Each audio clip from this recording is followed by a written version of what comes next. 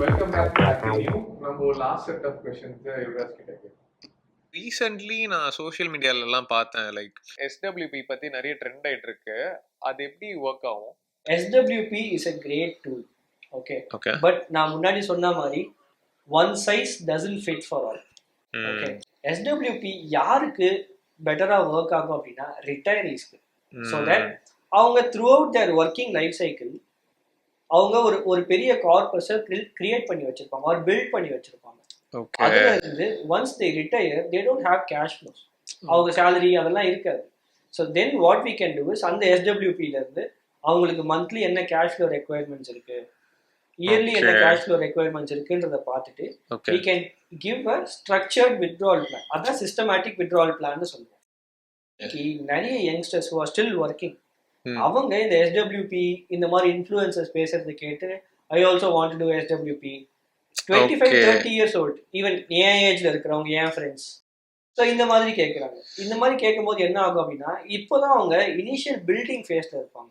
Because 25 yearsல அவங்க build பண்றது R next 5 yearsல அவங்க பில்ட் பண்றது when they are 55, 30 years later or 20 years later இன்னைக்கு இருக்கிற கார்பஸ் 1% மூவ் ஆனாலுமே அன்னைக்கு அது காம்பவுண்டிங்ல பெரிய நம்பரா இருக்கும். So first 10-15 years is a proper building phase. அப்போ we have to concentrate completely on the wealth creation. நம்ம ஒரு கார்பஸ் வந்ததுக்கு அப்புறம் we need to think of the withdrawal. SWPங்கிறது ஒரு ஸ்ட்ராட்டஜி. இந்த மாதிரி நிறைய ஸ்ட்ராட்டஜி இருக்குங்களா, ஆர் எல்லாமே கொஞ்சம் ஓவர் ஹைப் பண்ணி வச்சிருக்காங்களா எல்லாருமே? அந்த மாதிரி நிறைய இருக்கு. ரெண்டு விஷயம் நான் சொல்றேன். So first is REITs, real estate investment trust.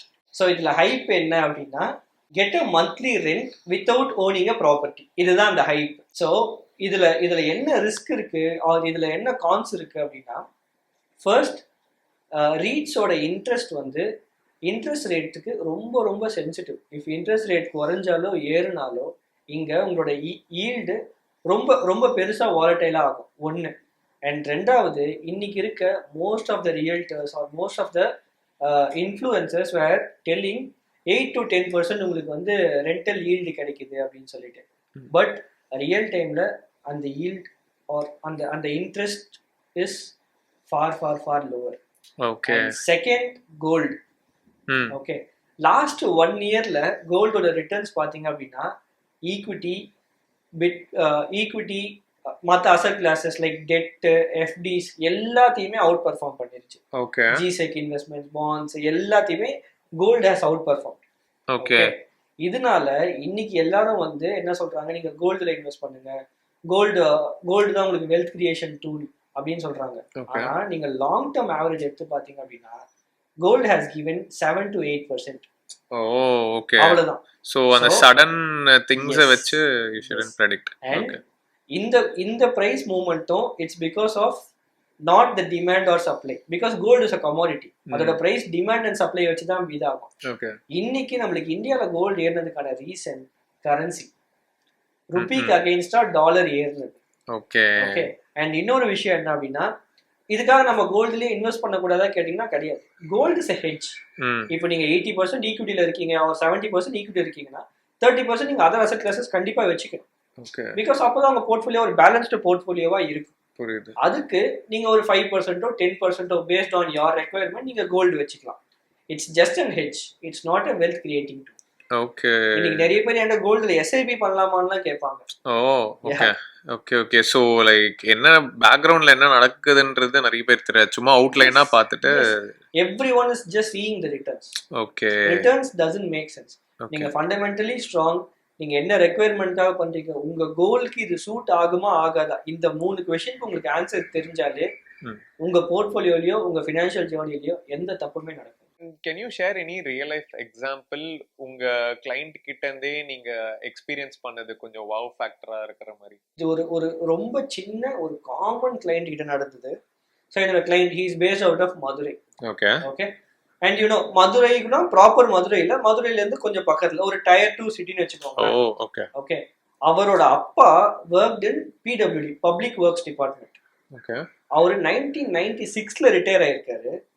அப்போ அவங்க ஒய்ஃப் பேர்ல, அதாவது இவங்க கிளைண்டோட அம்மா பேர்ல புரியுது. Invested 10,000 rupees. ஓகே. எப்போ 96ல. ஓகே, அதுக்கப்புறமா மறந்துட்டாங்க. So now he passed away. So all of a sudden last year வந்து இவங்க வீட்டுக்கு, மதுரையில இருக்க இவங்க வீட்டுக்கு ஒரு போஸ்ட் வருது.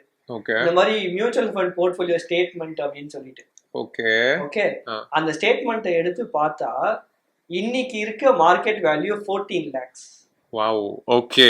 ஓகே, அண்ட் அதுக்கு எந்த ரெக்கார்ட்ஸுமே இல்லை. இதுல அது டிவிடெண்ட் ஈல்டிங் ஃபண்ட், அதாவது டிவிடெண்ட் எவ்ரி குவார்ட்டர் அவங்க பேங்க் அக்கௌண்ட்டுக்கு போயிருக்கு. ஓகே. ஓகே, அந்த பேங்க் அக்கௌண்ட் ஆக்டிவா இல்ல. சோ நாங்க அதை எடுத்து டீடைல்ஸை ஃபெச் பண்ணி ஃபண்ட் ஹவுஸ்ல கொடுத்து கேஒய்சி பண்ணி எல்லாத்தையுமே இது பண்ணி அந்த கிரெடிட் ஆகாத டிவிடெண்ட்டை திருப்பி நியூ பேங்க் அக்கௌண்ட் கொடுத்து கிரெடிட் வாங்கி பிளஸ் இந்த 14 lakhs-ஐயும் இப்போ எலக்ட்ரானிக் மோடுக்கு மாத்தணும். அண்ட் இந்த டிவிடெண்ட்ஸ் கரண்ட் வேல்யூ எல்லாமே சேர்த்து today it is 19 lakhs. And இன்னைக்கு மார்க்கெட் 1% மேல போச்சு அப்படின்னா அவங்களுக்கு அவங்களோட போர்ட்ஃபோலியோ அந்த ஃபண்டு 14,000 rupees மேல போகும், which is 1.4 times of their total investment. Okay, Yuvraj, thanks for the time, and please subscribe ActiNews for more videos. Thank you.